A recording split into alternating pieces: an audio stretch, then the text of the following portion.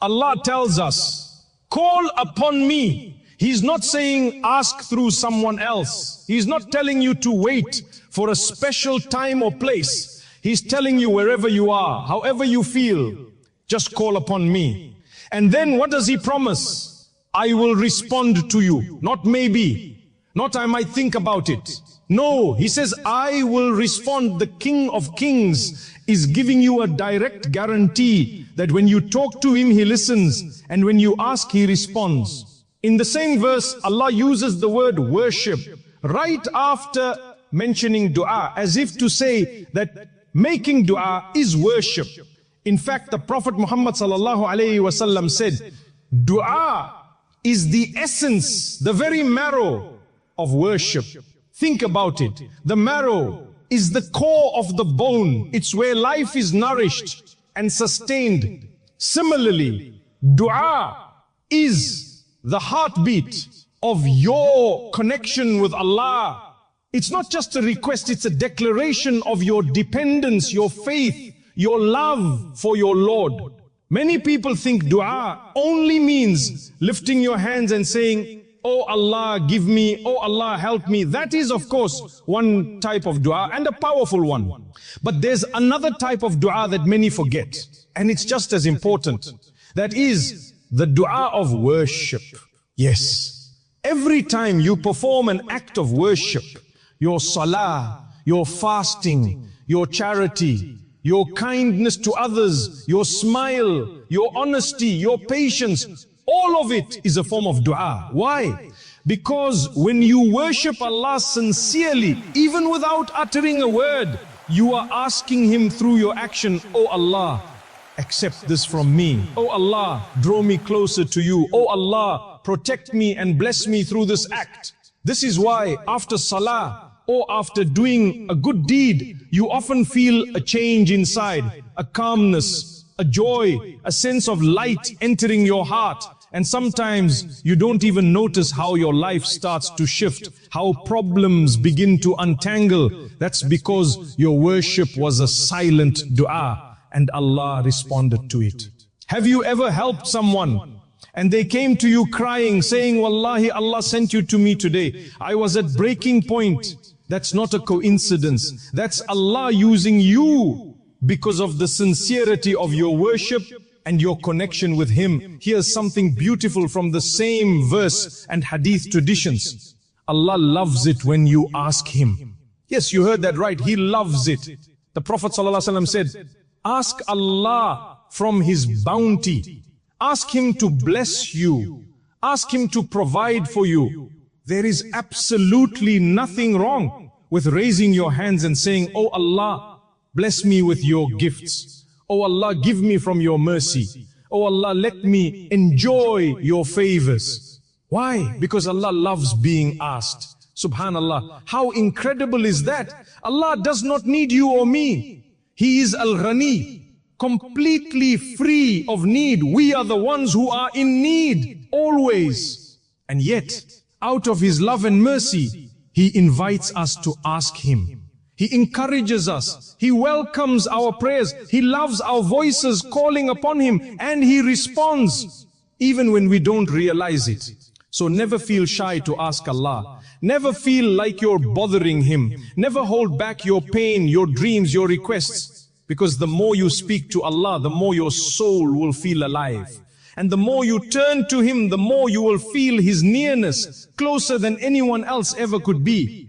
When you make dua, it's a reminder that Allah cares about you, that He loves to give, that He loves to hear your voice, that He wants to be the one you go to, not just when you're in pain, but even when things are good.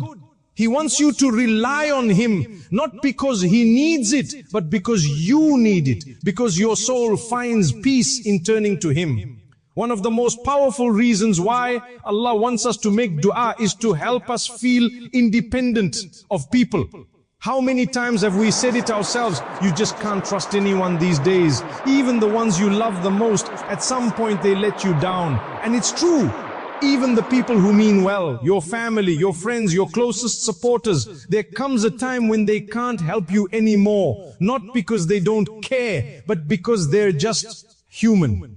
But Allah, He's never limited. He never disappears. He never abandons. He never gets tired of hearing your voice. And that's why Allah is telling you, if the whole world turns its back on you, I am still here and I will always be here. This is true freedom, my brothers and sisters. When your heart becomes attached to Allah alone, you stop needing the validation of people. You stop trying to please the world, because you know, as long as Allah is pleased with you, you are free. And every single one of you, no matter who you are, no matter where you're from, can have that special relationship with Allah, where your heart feels complete without the need to depend on anyone but Him. But here comes the part many people struggle with. They say, I've been making dua again and again. Why isn't Allah answering me? It's a common misunderstanding, and it's because we often fall into a trap. We make a dua and expect a specific answer at a specific time in a specific way. And when it doesn't happen, we lose hope. We feel like nothing is changing. But brothers and sisters, please listen carefully. You and I don't know what tomorrow holds. We don't even know what's good for us. So how can we demand that Allah gives us what we want when we want it, as if we know better? One brother once came to me broken. He had isolated himself from people. He left his job. He cried day and night, begging Allah for help. But nothing changed. In fact, it got worse. So I asked him, are you expecting a very specific outcome? Are you holding on to an image in your mind that relief must come in this exact way? He said, yes. And I told him, that's where the pressure is coming from. That's where the pain is increasing, because you're clinging to your expectations, not trusting Allah's plan. Make your dua, pour your heart out, but then let go. Trust that Allah will give you what you need, when you need it and how you need it. And I promise you, when the answer finally comes, you'll look back and say, Alhamdulillah, Allah knew better all along. My beloved brothers and sisters, listen to this beautiful hadith of the Prophet sallallahu alaihi wasallam, a hadith that can change the way you make dua forever. The Prophet Muhammad sallallahu alaihi wasallam said, call upon Allah with certainty that He will respond to you. This is the first condition of dua. When you ask Allah for something, ask with conviction, with a heart full of certainty that He is listening and that He will respond. Don't make your dua like a person who's unsure, doubtful, or half-hearted. Ask with the full belief that your words are reaching the heavens and that Allah, the most merciful, is preparing a response better than you can imagine. The second condition, the Prophet ﷺ said, do not be hasty. Many of us make this mistake. We say, I've been making dua again and again, but nothing's happening. And then we stop. We give up. But the Prophet ﷺ warned us, don't rush it, because your dua is still working, it's still rising. The doors of the heavens are still opening, but maybe the time isn't quite right yet. Maybe what you're asking for needs to wait until you're ready. The Prophet ﷺ continued and explained something very important. The servant's dua is answered so long as they do not ask for a sin or for the cutting of family ties. So if someone makes a dua for something sinful, like harm, injustice, or breaking up families, Allah will not accept that. Now here's something deeply comforting. The Prophet ﷺ said, whenever a Muslim prays, so long as it's not for sin or for severing ties, Allah answers it in one of three ways. Listen carefully to these three ways. Allah gives you exactly what you asked for. Maybe immediately, maybe soon, but exactly what you asked. Allah delays it for a time that is better.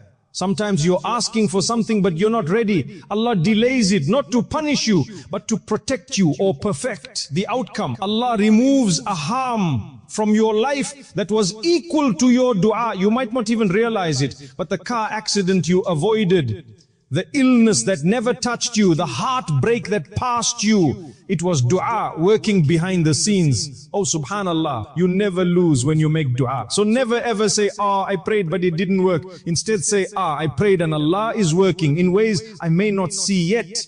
Know that when you raise your hands to the heavens, when your lips whisper words only Allah can hear, your dua is never wasted. This is how the prophets and the companions made dua. They didn't just say, oh Allah, cure me. Say like Prophet Ayub alayhi salam did, oh Allah, harm has touched me and you are the most merciful of those who show mercy. Notice how he didn't blame Allah. He didn't say, you caused this. Instead, he said, harm has come to me, and then praised Allah's mercy. Why? Because we never attribute evil to Allah. If something harmful reaches you, it's either a test, a purification, or a means of raising your rank in the hereafter.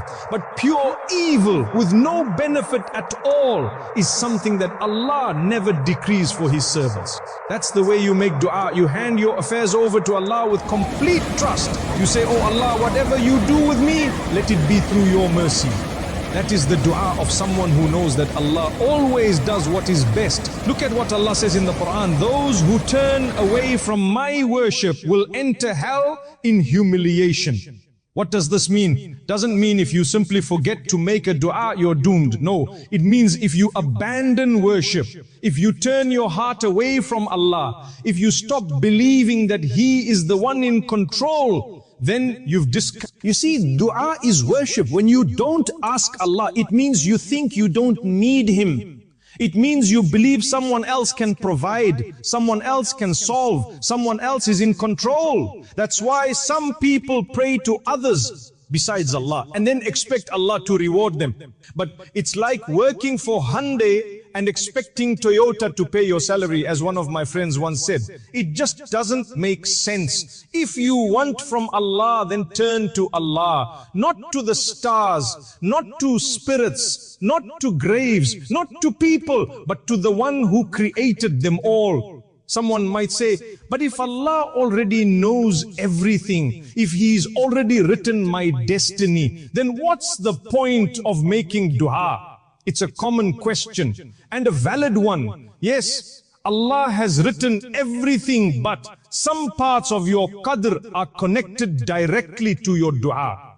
There are certain aspects of fate that will not change no matter what you do, like who your parents are, or your date of birth, or your gender at birth. These are fixed. But there are other matters like your provision, your protection, your health, your success, your failures that are linked to your actions. If you make dua, Allah may shift what was written. If you don't, then what was written remains as it is.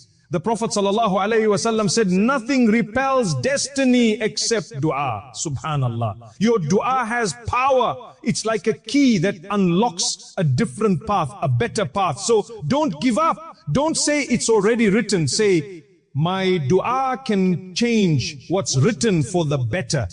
Even non-Muslims, even those far from Allah are affected by this divine rule, because Allah has left certain things open for change based on effort, on asking, on turning to Him. So what about the one who truly believes, truly hopes, truly loves Allah? Do you want a longer life? Do you want more blessings in your wealth and health? The Prophet ﷺ gave us the formula. He said, whoever wants their life to be extended and their provisions to be increased, then let them maintain family ties. Subhanallah. There is happiness when the family is united. There is barakah when love flows between the hearts. So pick up the phone, call your parents, visit your relatives, forgive each other. Why? Because it brings down the mercy of Allah. Now, let me share with you some powerful ways to make dua. Number one, make dua in your sujood, the closest you are to Allah. Number two, make dua after your salah. Sit down, raise your hands and call upon Him. Number three, wake up in the night, even if it's just for a few minutes, and whisper to your Lord. Number four, make dua while doing a good deed. Like when Ibrahim alayhi salam was building the Kaaba with his son, they made dua during the work.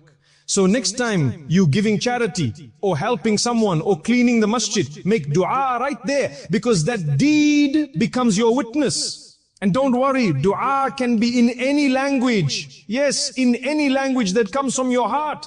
Some people ask, but do I have to say it in Arabic? No. Dua is from the heart. Allah understands every language. He even understands your silence. In your fard prayers, yes, stick to what the Prophet ﷺ taught. But in your sunnah and your personal prayers, speak from the heart, cry, be real. Even if you say, Ya Allah, I don't even know what to ask for, but you know what's best for me, give me that. That's a beautiful dua, and Allah hears it. The Prophet ﷺ told us about 3 men who were once trapped in a cave. A huge rock sealed the entrance.